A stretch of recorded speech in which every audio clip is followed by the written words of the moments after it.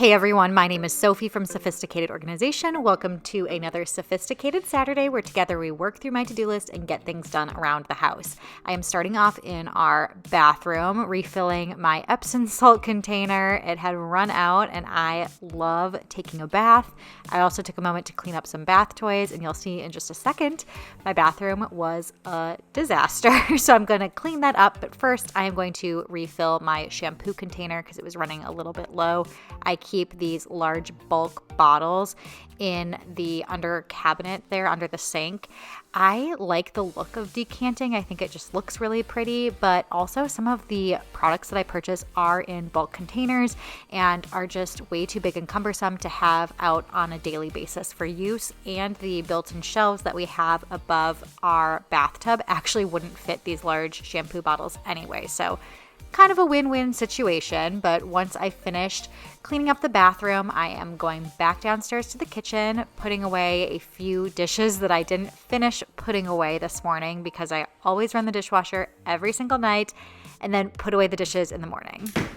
Okay, so I am going to try and clean out my pantry a little bit. As you can see, I have a ton of ingredients here. I am making a no-bake granola bar recipe. It is something I've never tried before. I have made other granola bar recipes before. There's one that I really like from the Well Plated cookbook. There's a recipe in there that I've used numerous times before, and it's kind of the same concept of this, that you can just dump in whatever mix-ins you want, and you can just really adapt the recipe to what you want, which I love because then you can use up a lot of ingredients that you have. And I just feel like I have way too many nuts right now, dried fruit, all of that stuff. So the best way to use it up, at least that I know, is making one of these homemade granola bar recipes. So I'm gonna do a double batch, but I am gonna do two different types. So two different sets of mix-ins and make them in two separate pans. One, I think I'm gonna do probably a flavor that Jim would like a little bit more. Maybe try to avoid like hard nuts and stuff that Owen could choke on. Stick to like peanut butter. And then the other one, probably more things that I would like hemp seeds and more dried fruits and things like that. So we are gonna get started. I actually just got some of the dry ingredients mixed in here. It is 1 3/4 cup of oats, half a teaspoon of salt, a teaspoon of cinnamon for the dry. And then I'm going to get all my mix-ins in here so I can blitz it a little bit in the food processor, but I will leave the full recipe in the description box below.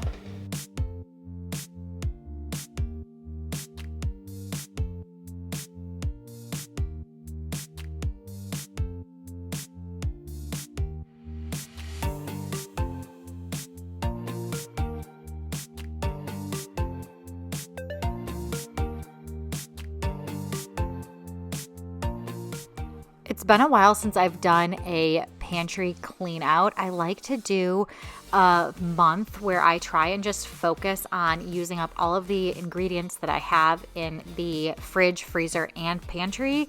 And I'm almost thinking it is time to do one of those again and just get really creative with the recipes. It's a great way just to use what you have, make sure it doesn't get expired. And a lot of times I buy things for one-off recipes, nuts included. So that's a really great use for nuts, is making these granola bars.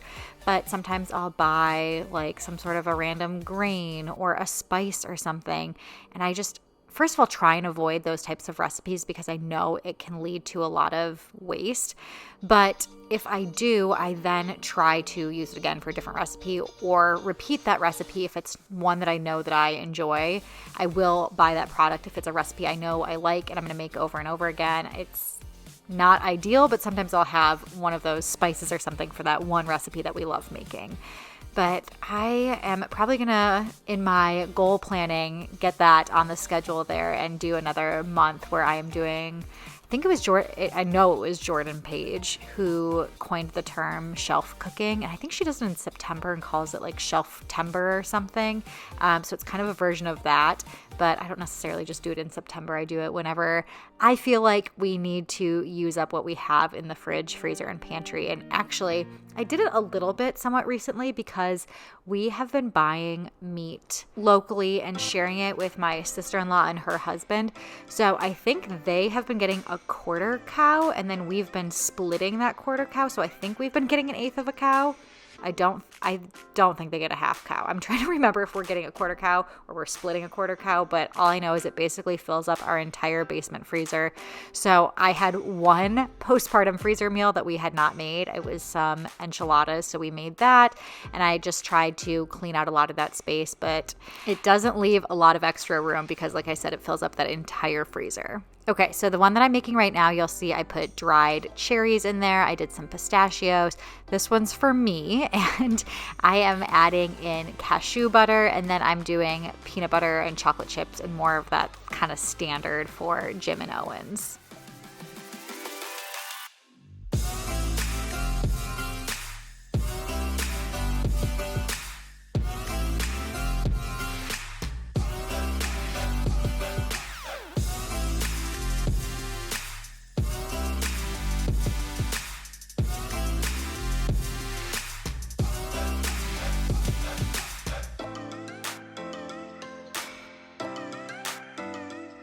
This recipe is very similar to those energy balls or energy bites where it's great to follow the recipe because clearly somebody has taken the time to try and get the ingredients right, but you can tell from the recipe when it says, just a cup of whatever and a fourth cup of this and that.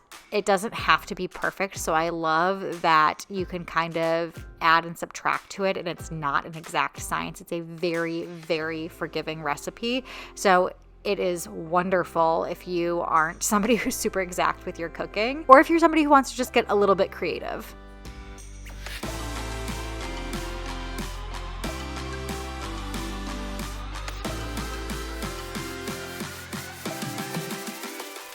So you'll see now I'm just packing the granola bars in really tight. I'm using the base of the measuring cup there to pack it in and push it in. And I just made a crisscross pattern with some parchment paper. That's what the recipe said to do. It was pretty easy to get them out of there, which I'll show you in just a little bit later in this video. But we have some other stuff to do around the house. So once I got these packed in, we are going to keep going with the to-do list.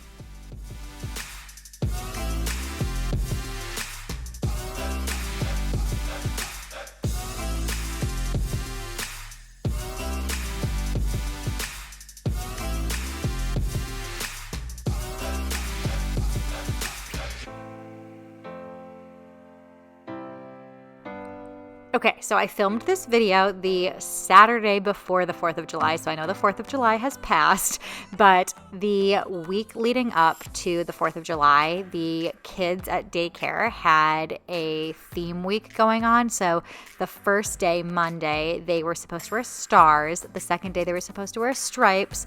And then Tuesday, the 3rd of July, they were supposed to wear red, white, and blue. And there was the cutest little 4th of July parade that I got to go to. Jim was still working, so he couldn't make it.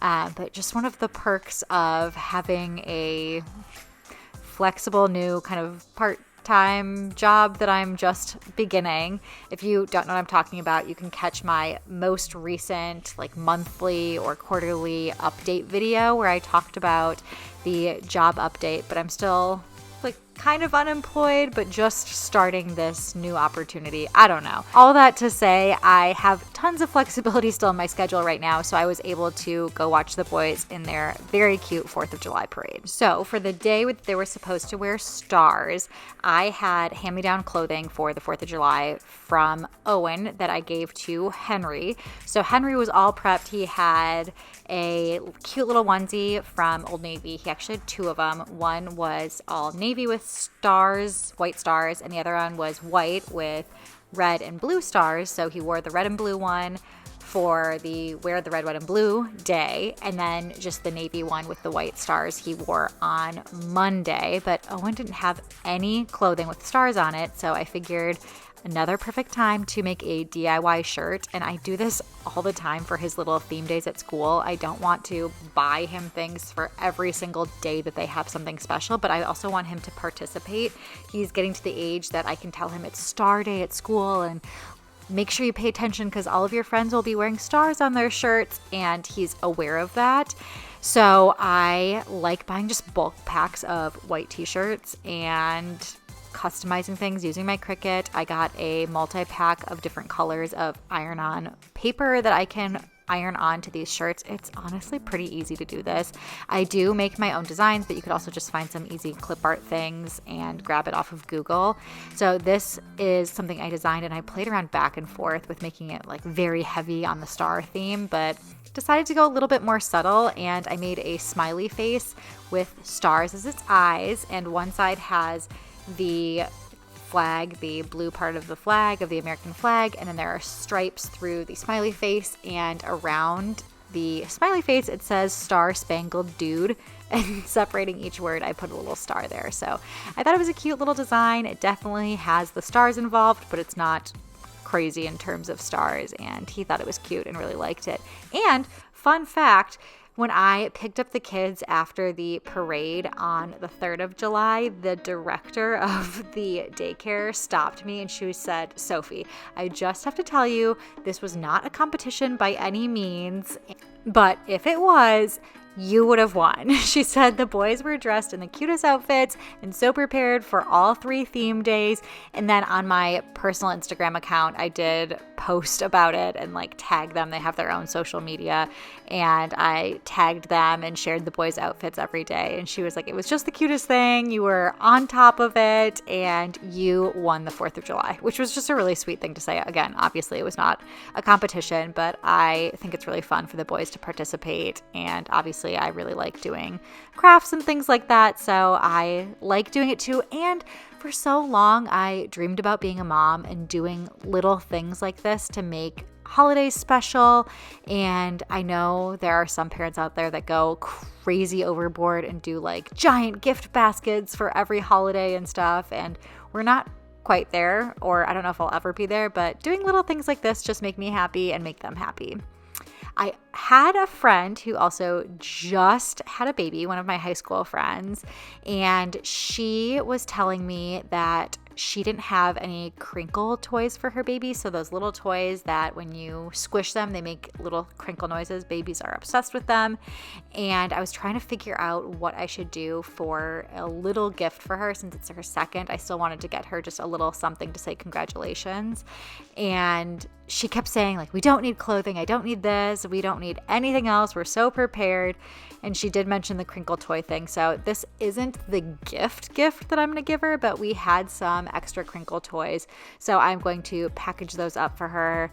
A couple of them are hand-me-downs, and one is a new one that I've never used. So I am going to ship those off to her. And then I was thinking maybe I should get her something for herself. A lot of times people just think about the baby, and with her saying she doesn't need anything, I think great gifts for postpartum are like self-care gifts for the mom. Or I also think it's greatly appreciated if you don't live in the same area or state, is to get them like a DoorDash or Uber Eats or a gift card to some delivery service for them to get food, because it's difficult making meals at home when you have a brand newborn baby. So that just kind of takes the pressure off. You're treating them to dinner. It's a really, really nice thing to do. So I'm still thinking through what I want to get them for the actual gift, but I was playing around with a gift card or like a nice lounge set for her or some bath products. And then she also, again, has an older daughter. So I want to make sure I get her a little something as well, because I think it's nice to acknowledge the older sibling. There's a lot of attention on the new baby, and I don't want her to feel left out. Speaking of babies, our baby is 6 months old now, and he has started eating solids. And I've been prepping a few different like purees for him. We kind of do a combination, if you've heard of baby-led weaning. I'm not going to get into that right now, but we do kind of a combination of baby-led weaning and purees. So I've been making some purees. I also made Owen some healthy veggie tots, and I made a ton of them. So I'm going to freeze some of those. I'm going to freeze some of the purees that Henry is just not going to have enough time to eat before they go bad in my super cubes trays, which I love for so many purposes, but baby food making, these 2 tablespoon trays are the best. So I'm going to put those in there and stick them in the freezer.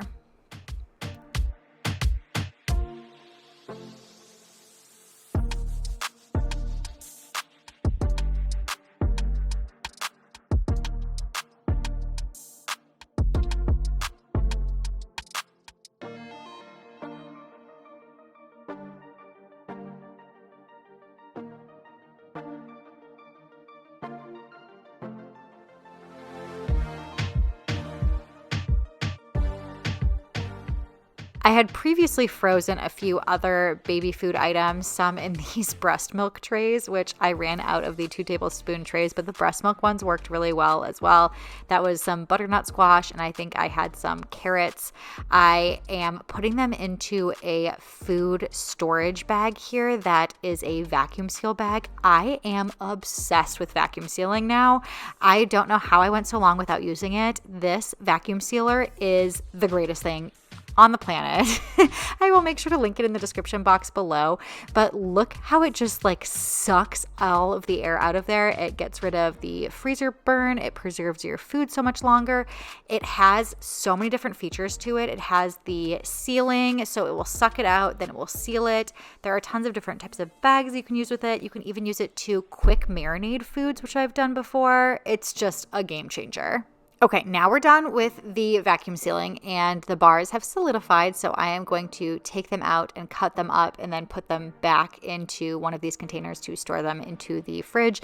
And then I'm going to also put some just in a little Ziploc in the freezer because I don't think we're going to get to these all that fast. I'm not going to vacuum seal those because I know we're probably going to eat them just like a few days later. So you'll see how easy it was for me to pull them out of the container there with the parchment paper crisscross situation that I made and just cut them up into bars. For the most part, they were very solid, but there were a couple crumbles, so I snuck a taste and they are delicious. I've been having them in the morning with some morning coffee and it's been my breakfast. It's keeping me really full. I'm sure a lot of that is the nut butters in there. They are very like dense and decadent.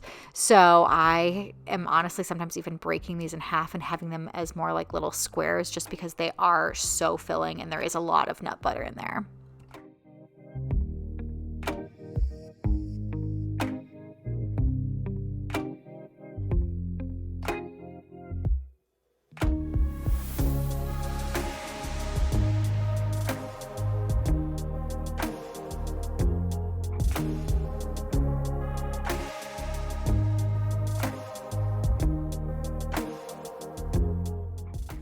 Last but not least, I think I'm going to start sharing more of my at-home workouts a little bit, just kind of at the end of videos, because a lot of times I do finish these days out with a workout. So I got changed, I threw my hair in a ponytail, and I am just doing a quick at-home workout here. I have a few weights. I have this little kettlebell. I wish I had a medicine ball because this workout was supposed to be done with a medicine ball, and the kettlebell was actually really hard to hold in that position. And I am doing like an arm and ab workout. So I did those squat presses with the kettlebell. Then I'm doing some lay down push-ups, they're called, where you lay all the way down. I'm just doing them for my knees. I'm still like rebuilding my strength after pregnancy here. I also just modify everything the way that feels best in my body. These are supposed to be tricep dips, and you can do them like on the ground or on the edge of a bench. And for some reason, it just hurts my wrists so bad to do a lot of different things where I am putting my body weight on my wrists. And I knew there were other things that I was doing, like a lot of push-ups, these mountain climbers. So I just try and modify wherever I can. And I'm still hitting my triceps when I lift the weight above my head, but it just takes the pressure off of my wrists again. So I'm doing a few ab workouts, and that's pretty much it for today's video. I'm not going to make you watch the entire video, but I did this whole thing twice, and then another set, I also did that twice. So it ended up being like about a 30-minute workout. nice and quick, easy, and just got it over with, and I was done with my workout for the day. So I want to thank you so much for joining me for another Sophisticated Saturday. These are so much fun to film and share with all of you. I hope you have a wonderful weekend, but until next time, I will see you all later.